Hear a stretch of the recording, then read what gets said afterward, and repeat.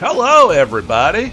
This is Brad Boldenbaugh of Apostle Games coming to you live from the time to crank up the air conditioner of North Carolina of the United States of America. Since it's too hot to go outside, we've been hard at work on new features of Age of Tribulation. So come on in and let's check it out. All right, guys, so here we are in King's Landing, and if you haven't watched the devlog number 8, which covers the Mercenaries part 1, all the different mercenary classes, go ahead and watch that one first. That'll make a lot more sense. For this video, this is Mercenaries part 2.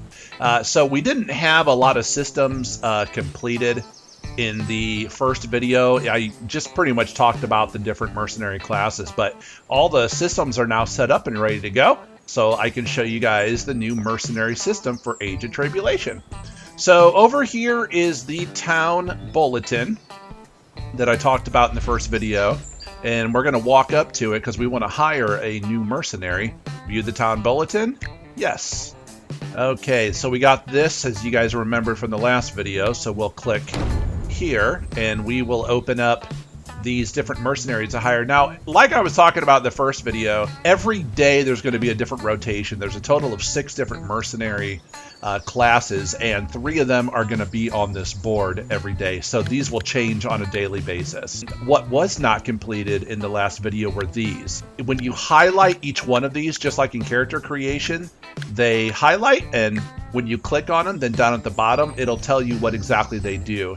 These are different physical skills, different weapon and armor proficiencies, so that you know what you're getting for each of your mercenaries, at least through levels 1 through 5, along with this information right here.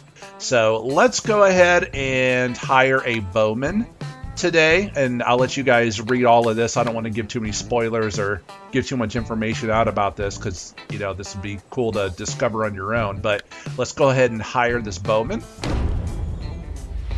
And now it says, you have selected a mercenary to hire. Initial payment can be made at any guild office. So I don't know if I covered this or not last time, but the world is full of cities and towns. Each one of them has a guild office in it. So you can hire whatever you chose from this board at any time. And if you decide you want to change the mercenary class and you haven't hired them yet, you can just walk up and you can do exactly what we just did and pick a different class, and it'll overwrite your selection, your previous selection. So we're going to come in here into this guild office and meet with Leoric. Hi, what do you want? Hi, what do you want? So this is Leoric, and we met him in devlog number 8. He does not want to be here. He doesn't like people. He's like a pompous, stuck-up aristocrat. So he's a great character, though. Okay, so the first option is all about the mercenaries. The second option, where you can buy weapons and armor from him. Option number 3 is reserved for quest options, and then 4 is goodbye. So we're going to click on 1. So you can go through and check out all of these different options when you guys get your hands on the demo. We're going to go ahead and stick with, I would like to hire one of your mercenaries. So whatever option you chose last on the board, it's going to be right here. There was a posting for a bowman who needs work. So this is what I love about AOT and this whole mercenary system. I've never seen another RPG do this before, but it allows you, here I'll click on spacebar, it allows you to choose what level you want your mercenary hire to start out as. You can start them out as level 1, 2, 3, 4, or 5. And all the smaller towns, you have the option between level 1 and 5. But larger cities, you can actually hire mercenaries that start at level 5 all the way up to level 9. So you get to cycle through this. And what's nice about this is if you have a mercenary that you've invested from level 1, you got them all the way up to level 5 and they died, now you don't have to go back and hire another level 1 mercenary and then work your way up to level 5 again. You can actually just skip right ahead if you have the money and just get a level 5. The initial cost is whatever level that you're hiring them at times 100. So a level 1 mercenary would cost 100, a level 5 mercenary would cost 500. And then you also have a daily wage. The daily wage is whatever level the mercenary is currently at, and that is in copper coins. So if you have a level 5 bowman on your team, then at 6 a.m. at sunrise every day, 5 copper coins will automatically be taken out of your party gold, if you will, party money. So let's go ahead and choose a level 5 bowman. So we have different options here. You can either give him the money, which over here is how many copper coins we have. We have 5,000, so obviously we have plenty. Or we can choose on second thought, I change my mind. Goodbye. And if you say that, Leoric is going to yell at you. If you say that's too expensive, sorry, he's going to yell at you in a different way. So his response is based on whatever you say. Let's click on here's 500 copper coins. So this is what I love about this system, is that when you, let's say, grow tired, as Leoric says, of your mercenary, and you don't want him in your party anymore, you don't just let him go. If you take them back to a guild office, you can actually give them back to the guild office, and they will pay you 25% of whatever their experience level is. So let's say you are giving back a level 1 bowman, and he costed $100 initially. You get 25% of that back. So they would actually pay you 25 copper coins. If your mercenary was, let's say, level 2, then they would give you 50 copper coins, or 75 or 100 or 125 if he was level 5. So that makes it really, really nice that you don't lose everything. You're just not letting all that experience walk out the door. You are actually being reimbursed for a portion of it, which is really, really nice. Now, you notice his name is Anselm. Each mercenary class has a pool of 20 different names that are randomly selected when you hire that mercenary. You don't get to choose their name. Instead, the game chooses a random name of 20 different names.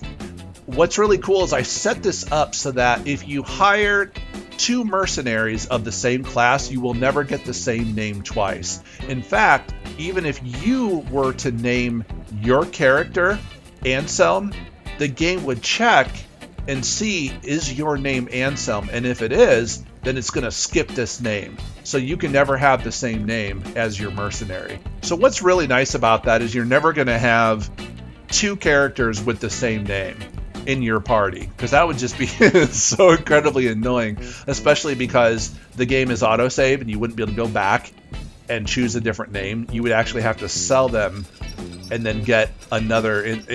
What a mess that would be. That'd be such a waste of money. So we'll go ahead and click E or space. Okay, so we're going to go outside, and when you walk outside after selling or hiring the mercenary, they're always going to be standing somewhere close to this bulletin board, this town bulletin. And they're always going to be wearing the surf armor set because they're poor. So we're going to walk up to him. I will die with honor. This is Anselm, your bowman, and you just met him, and you have a couple different options. You can say, wait, are you Anselm? I just hired you from Leoric. Or you can say, I'm not who you think I am. My name is Silas, your new employer.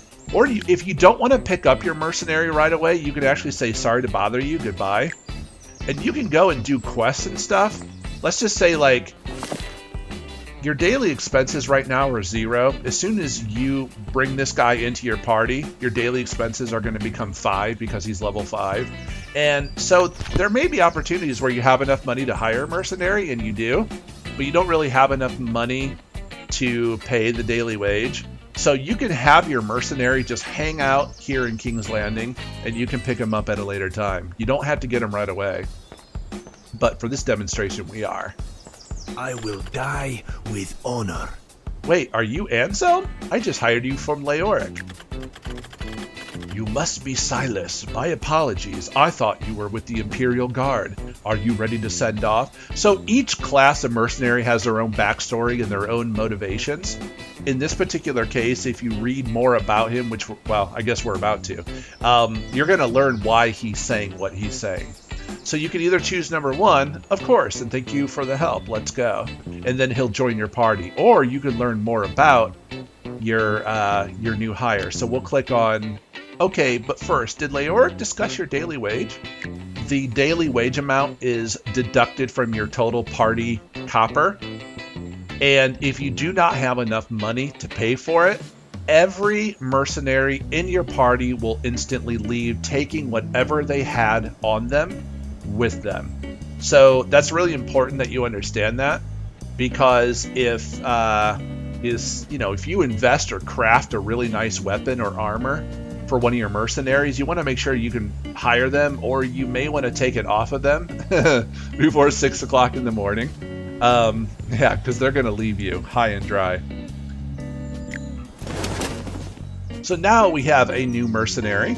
Here are his stats. He's level 5. He has 18 out of 18 life points and 8 out of 8 faith points. And as I discussed in a previous video, this is not a individual person. This is an entire party right here. Sometimes it's one person, but it could be up to 3.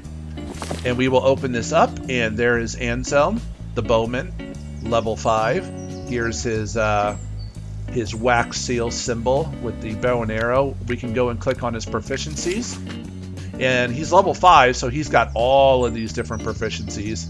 He can use fists, a short bow, a crossbow. His armor proficiencies are surf, commoner, and padded. We can go over here to his character, and it shows this right here. Now for the demo, level 5 is the maximum level that you or your mercenaries can reach. Again, just for the demo. So current experience is maxed out right here. And here's his skills right here. And you can look and see his different skills right here. And yeah, so let's go ahead and pretend that we decided we don't want Anselm anymore. So we're going to go back into a guild office, and we are going to get some of our money back. Hey, what do you want? I'd like to talk about your mercenaries. I have a mercenary I would like to return to you. So at this point you can change your mind, or you can say, I would like to relieve Anselm of his duties. Now Leoric is going to say, sure, why do you want to let him go? Now you have 4 different options here, and honestly, none of them really matter. This just adds flavor to the game. But some of these are actually pretty funny. So the first one is, he doesn't have the skills we need in combat. Or you can say he's lazy and refuses to pull his weight in the party. Or you can say we don't see eye to eye on what our goals should be. Or you can say number 4, he's obnoxious and impossible to get along with. Let's choose that one. Heh, 'tis why the last party rid him of their presence also. If it were up to me, I wouldn't even take Anselm back. But policy is policy. How much would you be willing to give me? Anselm is a muck sprout, but can hold his own in combat. 125 copper coins is a fair market price, considering his experience. How about it? So you can say, fair enough, here he is, or you can say, sorry, but he's worth more than that, goodbye. On second thought, I think I'll keep working with him, goodbye. So let's go ahead and choose the first option. Fair enough, here he is. Okay, so you just paid Leoric, and your daily expenses are now back to 0. He's no longer in your party, and you received 125 copper pieces. And that's pretty much it for devlog number 9, the Mercenaries Part 2.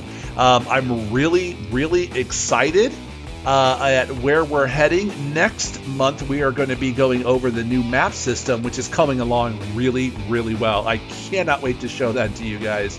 And hopefully we have a demo release coming soon. I don't know if we're going to make the September or October release date for Steam Next Fest. I'm really, kind of crossing my fingers, hoping that we do. But, a lot's going on this summer. And if we don't make it, then we'll definitely be making the February Steam Next Fest of 2025. So let's just hope that we can hit our deadline. And if not, then we will definitely make the February Steam Next Fest and Wishlist, and let us know how we're doing. Give us your ideas, join us on Discord, and I hope to hear from you guys soon. All right. God bless. Brad out.